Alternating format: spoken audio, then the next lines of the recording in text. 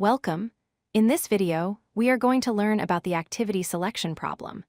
This is a classic question often asked in coding interviews to test your understanding of greedy algorithms.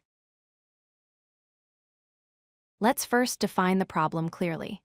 Imagine you have a single resource, like a meeting room or a computer processor. You have a list of activities, and each one has a specific start time and finish time. Your goal is to select the maximum number of activities that can be performed by this single resource. The catch is that no two activities can happen at the same time. They cannot overlap. Here is a visual representation. We have 5 activities, labeled through E, placed on a timeline. As you can see, activity A goes from time 1 to 3, and activity B goes from time 2 to 5. Because their times overlap, you cannot pick both A and B. You have to make a choice.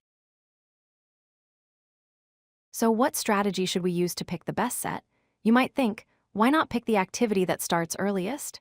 But consider if the first activity starts at 9 a.m. and lasts until 5 p.m. If you pick that one, you block the entire day.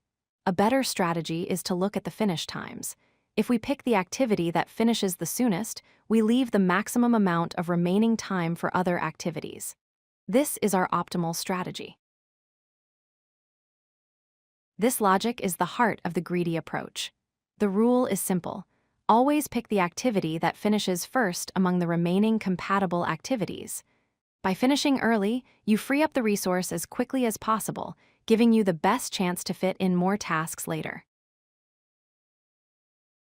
Here is the step-by-step algorithm. First, sort all the activities based on their finish times in ascending order. Second, automatically select the very first activity from the sorted list because it ends the earliest. Third, iterate through the rest of the activities. Fourth, for each subsequent activity, check if its start time is greater than or equal to the finish time of the last activity we selected. If it fits, select it. Let's trace this with data. Here is a table of activities. The most critical step is to ensure this table is sorted by the finish column. In this example, the activities are already sorted: 2, 4, 6, 7, and 9. If they weren't, we would need to sort them first. Now we make our selections. We pick A1 immediately because it finishes at time 2. Next, we look at A2. It starts at time 3. Since 3 is after 2, no overlap, we select A2. Now our last finish time is 4. Next is A3. It starts at 0. That is way before 4, so it overlaps. We skip A3. Next is A4, starting at 5. Since 5 is after 4, we select it. We continue this process for the whole list.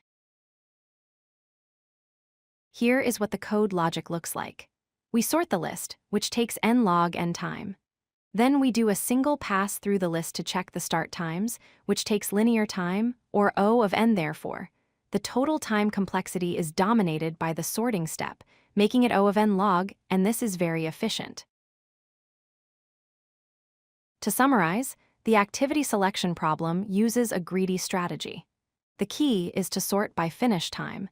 We simply iterate and pick any activity that doesn't overlap with the previous one. This guarantees the maximum number of activities possible. If you like this video, hit that like button and don't forget to subscribe. Visit codelucky.com for more such useful content.